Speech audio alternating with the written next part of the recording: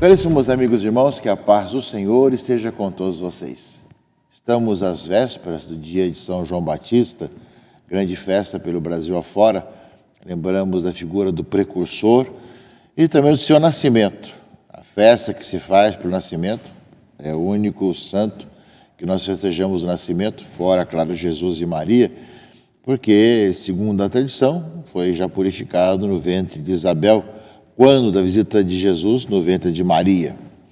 Portanto, essa é a nossa festa folclórica que existe no dia de São João Batista, que se estende neste final de semana e também se espraia também pelo dia e mês de São João Batista, faz parte um pouco das nossas tradições, da nossa vida. E lembramos, da figura de João Batista, do seu nascimento, e lembramos também da importância desse povo, de todos nós, também nos confraternizarmos. No tempo de tantas dificuldades, polarizações, problemas mais diversos, que nós possamos também testemunhar que na nossa cultura, poder estar junto e nos confraternizarmos faz parte também desse encontro de pessoas, desse encontro do outro, seja lá qual for a pessoa, qual for a situação, podemos conviver uns com os outros. Uma boa festa de São João a todos, mas lembremos, nós que cremos em Cristo Jesus, que nos conduz ao Pai, pela ação do Espírito Santo, de buscar também o exemplo de São João Batista, naquele que é o precursor, que já no ventre de Isabel sente a presença do Salvador. Assim que chegou aos meus ouvidos a tua voz, a criança estremeceu de alegria no meu ventre, disse Isabel a Maria. Portanto, que nós possamos também, como João Batista, pressentir essa presença de Cristo, encontrar Jesus Cristo e louvar, bendizer o Senhor por tantos dons e tantas graças. Estamos no 12º domingo do tempo comum, o tempo durante o ano, nesse final de semana, meus irmãos e irmãs, e a palavra de Deus nos fala um pouco das tempestades da vida, dos vários problemas que se arrolam no nosso dia a dia, em nossa existência e que não faltam a nenhum de nós. Todos nós passamos por momentos difíceis, complexos, mais diversos, sejam pessoais, sejam familiares, sejam comunitários, sejam também questões da nossa própria comunidade. Há diversas situações existenciais, há situações sociais, ecológicas, as mais diversas também, como tivemos aí há pouco tempo atrás, as questões de alagamentos, como sempre tem em algumas épocas do ano. Quantas questões que nós enfrentamos a cada dia, mas sem dúvida que o sentido da nossa vida, a nossa existência, a razão da nossa vida, a direção da nossa existência, ela nos chama muita atenção, porque mexe com o nosso eu, com a nossa vida, com a nossa caminhada. O que significa para nós essas tempestades hoje, para todos nós, enquanto igreja, enquanto comunidade, enquanto pessoa? Quais são as situações que nós enfrentamos em nosso dia a dia com relação a isso? A palavra de Deus nos lembra um pouco isso. Na leitura primeira, no livro de Jó, sabemos essa parábola que fala do sofrimento daquele que se julga justo, e que no final vai dizer que antes eu te conhecia, pois ouvi dizer, agora meus olhos te viram. Jó passa por muitas situações e se pergunta, por que acontece isso tudo na minha vida?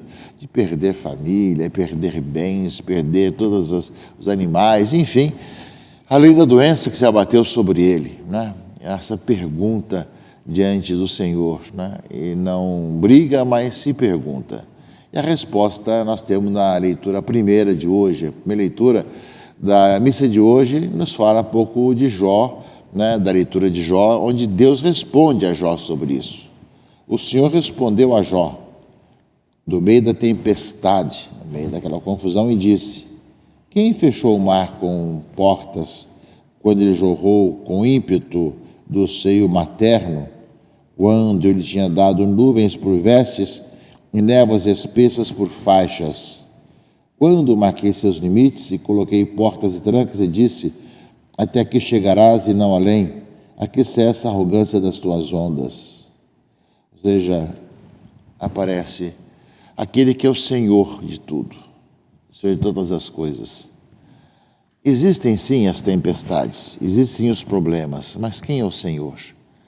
Quem que marca a nossa vida? Na leitura do livro de Jó, essa grande parábola sobre o sofrimento humano e as desventuras humanas e as suas perguntas diante de Deus, Deus faz essa pergunta para Jó, né? Ou seja, quem colocou limites ao mar? Quem realmente é o Senhor de tudo? É uma palavra que no Evangelho vai ser respondido com muita clareza, caríssimos irmãos e irmãs, e que nós somos chamados a responder também a nossa própria vida.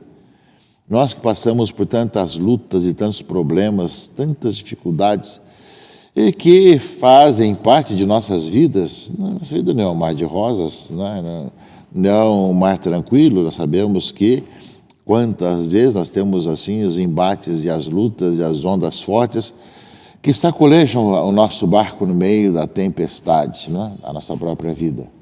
Quantas vezes passamos por isso e nos perguntamos, afinal de contas, como é que isso que significa para a minha vida, para a minha história? A grande pergunta, qual é o significado disso tudo?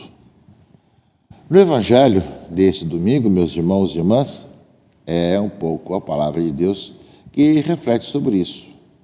Ao cair da tarde, anoitecer, portanto, a noite muito mais difícil, andar em cima das águas, Jesus disse aos seus discípulos: vamos para a outra margem.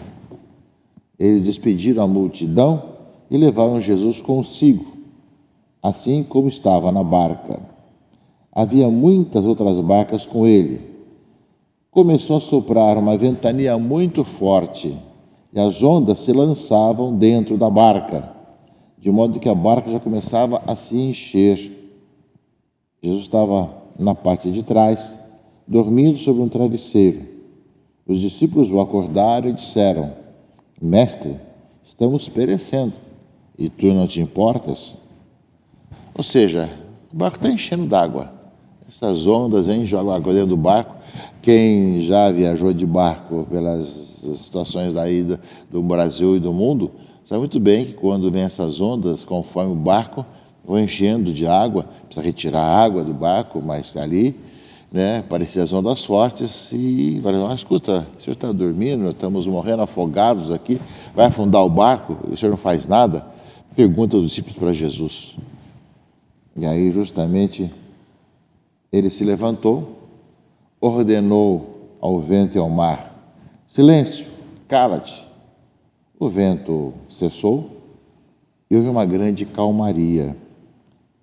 Ou seja, a pergunta de Jó, sobre justamente que está na leitura do livro de Jó, quem fez isso tudo? Quem é o Senhor de tudo? Jesus aparece como aquele que é o Deus conosco, que é o Senhor também de tudo isso, Nós vemos aí que Deus falando a Jó, quem foi que colocou limites ao mar? Falando que é Ele quem é o Senhor. Nós vemos que no Evangelho, Jesus aparece que é o Filho de Deus, também Senhor de todas as coisas. Cala-te, acalma-te diante da situação que vive aquele momento, os discípulos com seu barco se enchendo d'água. Aí, meus irmãos e irmãs, Jesus perguntou aos discípulos: por que sois tão medrosos? Ainda não tendes fé? Eles sentiram um grande medo e diziam uns aos outros: quem é este, a quem até o vento e o mar obedecem? Ora, meus irmãos e irmãs, nós sabemos quem é este. Quem é este que até o vento e o mar obedecem? É Jesus Cristo, o Filho de Deus, o Verbo que se fez carne e veio morar no meio de nós. Que na leitura do livro de Jó, ele vai se dizer quem é que fez isso tudo, quem colocou limites ao mar. É Ele o Senhor, é Ele o Kyrios, Ele o Filho de Deus. É justamente essa experiência que os discípulos começam cada vez mais a ter, que seguiam a Jesus Cristo, que os chamou a segui-lo, mas percebem também que esse Jesus que eles seguem é o Senhor, é aquele que diante das borrascas da vida e dos problemas da vida, é aquele que acalma o mar, aquele que dá tranquilidade à situação e leva as pessoas a uma nova vida. Eu creio, meus irmãos e irmãs, que a palavra de Deus, da leitura de Jó e do Evangelho desse domingo, nos faz pensar sobre isso, nos faz pensar sobre a nossa própria vida, que muitas vezes também nós nos julgamos que estamos sozinhos diante das várias situações que se abatem sobre nós. Nós somos convidados a perceber que conosco está o Senhor. Ele está no meio de nós, está presente em nossa vida, em nossa existência. E a sua presença, meus irmãos e irmãs, transforma nossos corações, renova a nossa existência e nos faz continuar caminhando pelas estradas do mundo, confiando no Senhor. E é essa confiança, essa fé que nós somos chamados a ter, caríssimos irmãos e irmãs, a perceber o Senhor presente em nossa vida, que renovou a nossa existência e que não faltam os problemas. Porque nós imaginamos, ou imaginávamos muitas vezes, que pelo fato de ser cristão, de crer em Jesus Cristo, de ter fé, que nenhum problema se abatesse sobre nós, que não tivéssemos nenhuma dificuldade, nenhum problema. Isso não é verdade. Para todos nós acontecem as mesmas coisas, as mesmas situações. Porém, para o cristão, ele consegue perceber, no meio das borrascas da vida, essa presença do Senhor que está no meio de nós. Ou seja, de ter fé, a censura de Jesus para os seus discípulos, porque eles não tinham fé ainda. Ele estava ali junto com a comunidade dos discípulos de Jesus, mas eles não tinham percebido que Ele é o Senhor.